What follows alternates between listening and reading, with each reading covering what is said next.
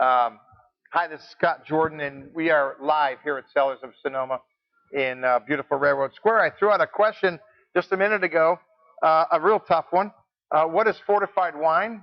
The answers are wine with added acid, wine with added alcohol, wine with added vitamins, that could be interesting, and wine that has been sealed tightly. So fortified wine, that's pretty easy. Wine that with added alcohol. Fortified wines have alcohol, usually distilled grape spirit added to them during fermentation. So when you see a well, not necessarily a late harvest, but really a port, you're going to be fortifying that, to boost that alcohol up, which really works for me, so I don't have any problem with that. That's why they tend to have them in smaller bottles. Yeah, right. Yeah, just because they're really for sipping. Yeah, keeps you on track. Not wine slamming. Although if you go to barrel tasting weekend, which is coming up this weekend and next, you'd think that they were doing barrels. You think they were doing shots. You should see how these people do barrel tasting. They go, red wine, really whack, and they go, what was that? And I go, uh-oh, that's not good. Didn't you pick up any of the flavor or yeah. characteristics? No, it just comes straight down. No, right. Whoop. Now I'm gonna add a follow-up question. True or false? Port and sherry are both fortified wines. Port and sherry. Anybody got an answer to that one? Port and sherry are both fortified wines. Answer, yes, true. Port and sherry are made from different grapes and in different countries, but they are both fortified, meaning the alcohol or distilled spirits were added. So now you have two facts about alcohol adding to your wine. Now, this is Gann Family Cellars, the third selection in your wine club shipment. This is Alexander Valley at its best. Alexander Valley, a little warmer climate than Dry Creek or Russian River or the coastal regions. The temperatures there remain in the high 80s and 90s well into the early evenings before that fog would ever roll in. So grapes like Syrah can handle the heat, but again, your Bordeaux grapes, they do really well in that climate. Very interesting difference in styles. We're having two Syrahs from opposite sides of the highway. Yeah, right. And they're very, very different. Both really good, but very different. Completely different. Fascinating. Only a few miles apart. Yeah, literally just a few miles.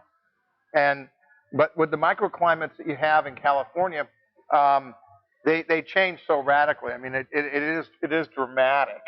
And so this particular vineyard is absolutely stellar. The fruit that comes off of here year after year has been magnificent.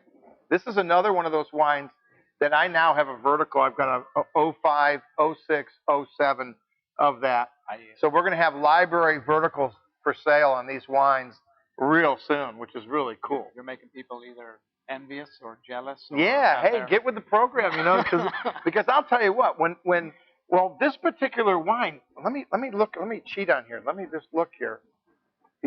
85 cases of this wine is all he made. Total. That's nothing. On top of what he sells. KJ burns that much in samples when they of their wine. I mean, that's crazy. 85 cases. The previous vintage was 50 cases. 2 barrels. Nothing. Teeny, man. That's teeny production. So these aren't going to last. I'm just telling you. The club's getting to a point now. You guys are consuming huge amounts of wine, which is great. That's what we like to hear. But, we're going to run out. So get with the program. It's a wine you could lay down for some time. It was aged in French oak. Beautiful silky finish. Real typical of the wines from Alexander Valley. When you're shopping for wines from Alexander Valley, think long, lingering, silky finishes. That's nice wine. Right? Isn't that nice? Yeah. So wine club members, you get 20% off of that, 25% on the reorders. So reorder the wine. Because if you don't reorder the wine, then it's going to be gone. And, that's the bottom line. And, I looked at some of that library stuff, and we went through some pretty cool wines that I wish we had a little bit more of. So I'm just cautioning you right now, taste the wine that we send in the shipment. If you love it, reorder it now. Don't wait. And we're giving you an incentive, 25% off. That's crazy. All right. So we got a question. Go ahead.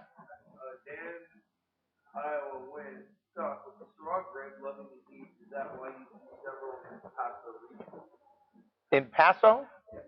All right. So the question is from Dan from Iowa. Dan, good to hear from you. Um, the question is on Syrah.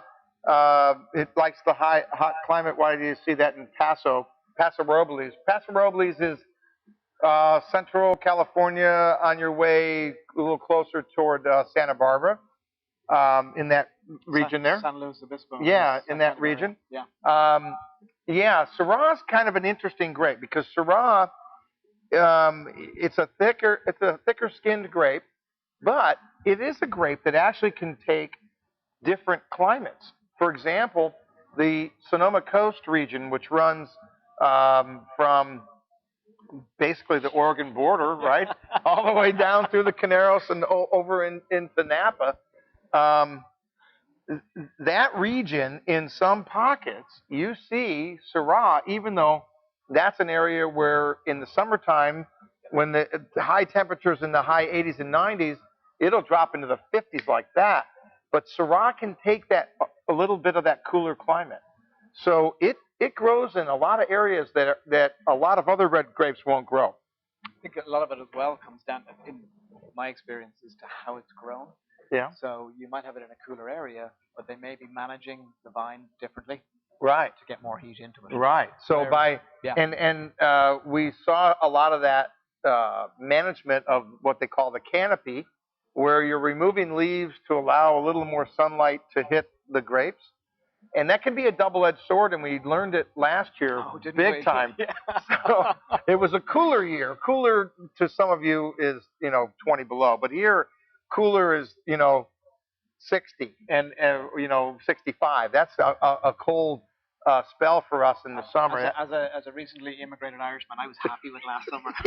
It was good.